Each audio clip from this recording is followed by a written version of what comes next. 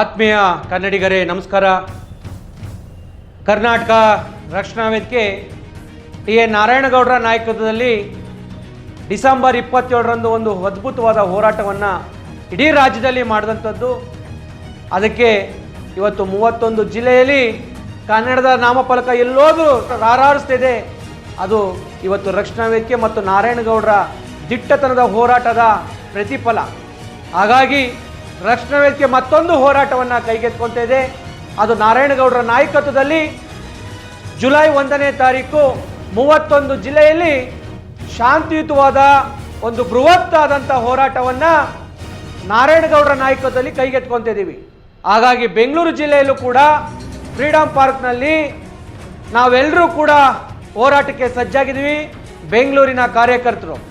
ಹಾಗಾಗಿ ಈ ಒಂದು ಏನು ಕನ್ನಡಿಗರಿಗೆ ಮೀಸಲಾತಿ ಹೋರಾಟ ಏನು ನಡೀತಾ ಇದೆ, ಡಾಕ್ಟರ್ ಸರೋಜಿನಿ ಮಹಿಷಿ ವರದಿಯನ್ನು ಜಾರಿಗೆ ತರಬೇಕು ಅನ್ನುವ ನಾರಾಯಣಗೌಡರ ದಿಟ್ಟತನದ ಹೇಳಿಕೆ ಈಗಾಗಲೇ ಇಡೀ ರಾಜ್ಯದ ಜನರ ಮುಂದೆ ಬಿತ್ತರವಾಗಿದೆ.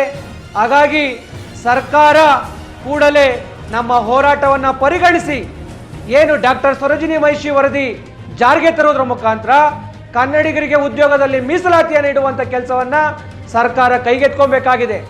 ಒಂದು ವೇಳೆ ಸರ್ಕಾರ ನಮ್ಮ ಶಾಂತಿಯುತವಾದ ಹೋರಾಟವನ್ನು ಗೌರವಿಸದಿದ್ದರೆ ರಕ್ಷಣಾ ವೇದಿಕೆಯ ಇನ್ನೊಂದು ಮುಖವನ್ನು ಈಗಾಗಲೇ ಸರ್ಕಾರಗಳು ನೋಡಿದಾವೆ. ಅದು ಆಗೋದು ಬೇಡ ಅನ್ನೋದಾದರೆ ಸರ್ಕಾರ ಕೂಡಲೇ ಡಾಕ್ಟರ್ ಸರೋಜಿನಿ ಮಹಿಷಿ ವರದಿಯನ್ನು ಜಾರಿಗೆ ತರಬೇಕು ಮತ್ತು ಜುಲೈ 1ರಂದು ನಡೆಯುವಂಥ ಹೋರಾಟಕ್ಕೆ ಸಂಪೂರ್ಣವಾಗಿ ಎಲ್ಲ ಕನ್ನಡಿಗರ ಬೆಂಬಲ ನಾರಾಯಣಗೌಡರ ಜೊತೆಯಲ್ಲಿ ರಕ್ಷಣಾ ವೇದಿಕೆ ಜೊತೆಯಲ್ಲಿ ಇರಬೇಕು ಅಂತೇಳಿ ಈ ಮುಖೇನ ನಿಮ್ಮಲ್ಲಿ ಮನವಿಯನ್ನು ಮಾಡ್ಕೊತಿದ್ದೀನಿ. ಓ ಕನ್ನಡಿಗರೇ, ನಿಮ್ಮ ಹೃದಯ ಶ್ರೀಮಂತಿಕೆಯನ್ನು ತೋರಿಸುವುದರ ಮುಖಾಂತರ ನಾವು ನಡೆಸುವಂಥ ಕನ್ನಡಿಗರ ಪರವಾದಂಥ ಹೋರಾಟದಲ್ಲಿ ತಾವೆಲ್ಲರೂ ಕೂಡ ಪಾಲ್ಗೊಳ್ಳಿ. ನಮಸ್ಕಾರ.